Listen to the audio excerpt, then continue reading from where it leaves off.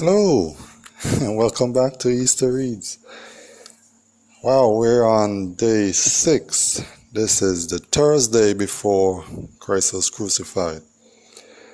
We're going to be picking up reading this evening today, whatever time you're listening to this. Picking up reading today from Mark, still in chapter 14, and continuing from verse 26. So we're Mark 14 from verse 26. And when they had sung a hymn, they went out to the Mount of Olives. Then Jesus said to them, "All of you will be made to stumble because of me this night. For it is written, I will strike the shepherd, and the sheep will be scattered. But after I have been raised, I will go before you to Galilee." Peter said to him, "Even if all are made to stumble, yet I will not be." Jesus said to him, "Assuredly I say to you, that today, even this night, before the rooster crows twice, you will deny me 3 times. But he spoke more vehemently, "If I have to die with you, I will not deny you." And they all said likewise. Now it's good to note that they're still in the night here, so I believe that this is actually late Wednesday night. Because we don't have a time, I'm not sure what time this is. Verse 32. Then they came to a place which was named Gethsemane, and he said to his disciples, "Sit here while I pray." And he took Peter, James, and John with him, and he began to be troubled and deeply distressed. Then he said to them, "My soul is exceedingly sorrowful, even to death. Stay here and watch."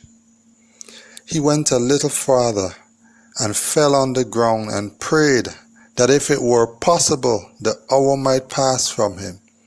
And he said, "Abba, Father, all things are possible for you.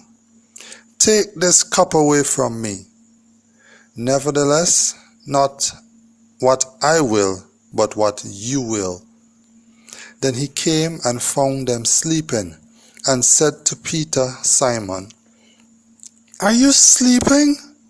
Could you not watch 1 hour? Watch and pray lest you enter into temptation. The spirit indeed is willing, but the flesh is weak."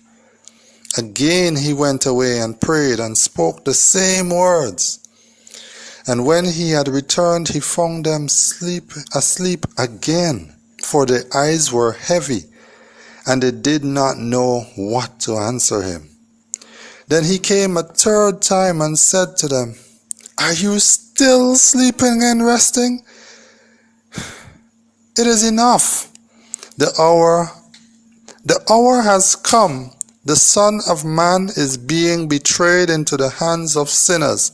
Rise, let us be going. See, my betrayer is at hand." And immediately, while he was still speaking, Judas, one of the 12, with a great multitude, with swords and clubs, came from the chief priests and scribes and the elders.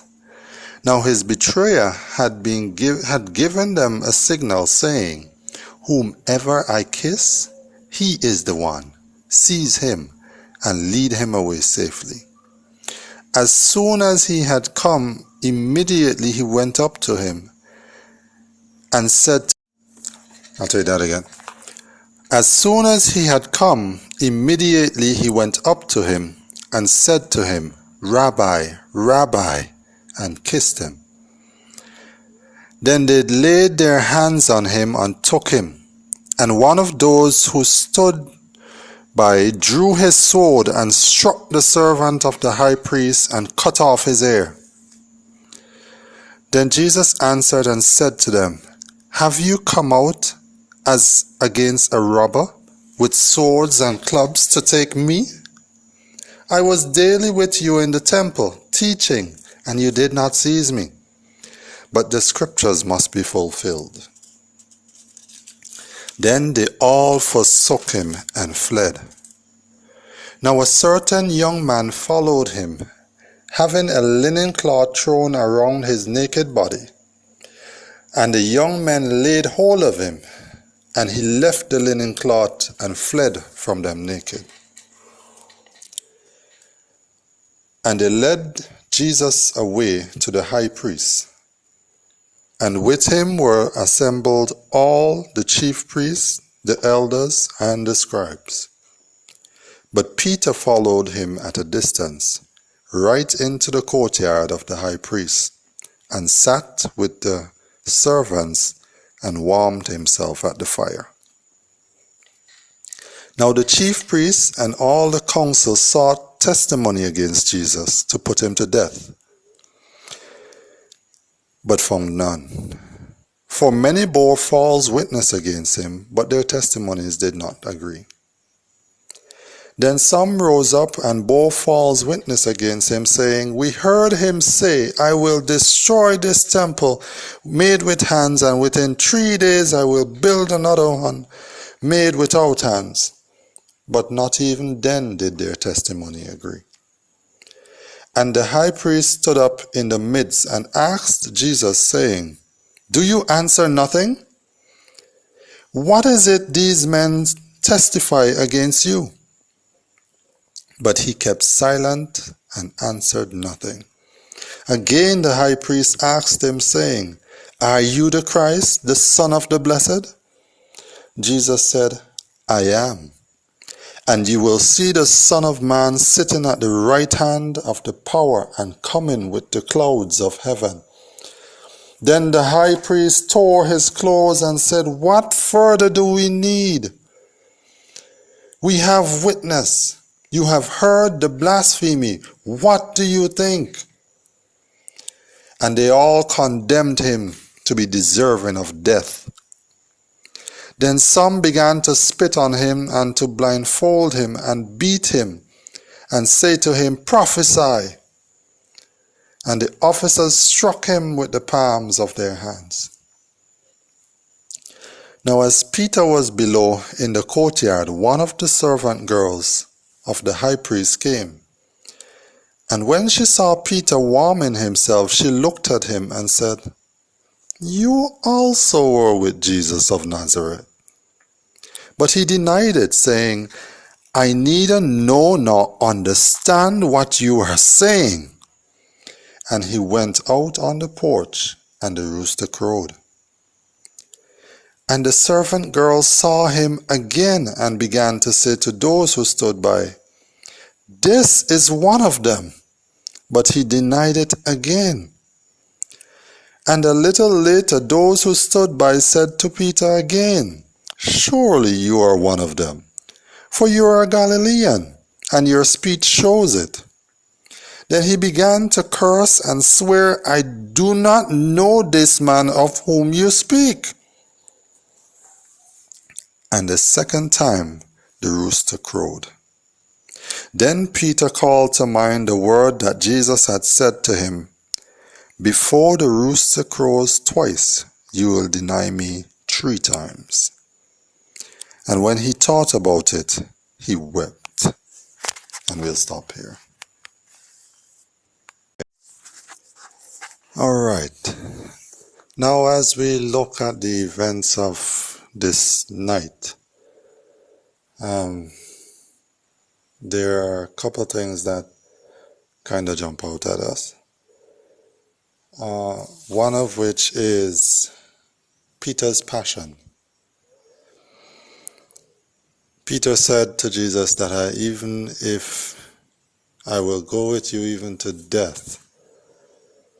But when it came time and he was confronted with something like that, the fear of death, he denied him. And If you look or you read the account from John chapter 18, and you would see in verse 10, Peter was the one who swung the sword and cut the high priest's servant's hair. So he was that passionate. But in the time of testing, he denied him. Also, we see that Jesus went away and he prayed the same prayer 3 times. That if it were possible that it would pass from him, that he wouldn't have to go through what he was about to. But he didn't stop there. He said, Lord, not my will, but your will be done. So what I gather from this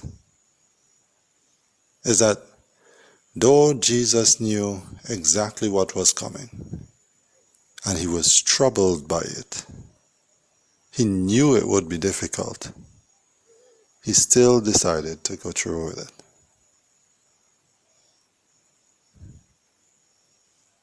And that should put a whole lot of value on our individual lives.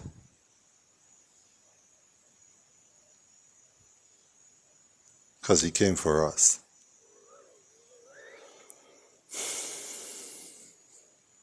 Interesting. But I thank you for reading with us today, and I look forward to sharing with you again from day 7, Friday. The next reading would begin with Friday morning, the events leading right up to the crucifixion, the trial of Jesus and crucifixion. I look forward to sharing that with you. Again, be blessed and have a good one.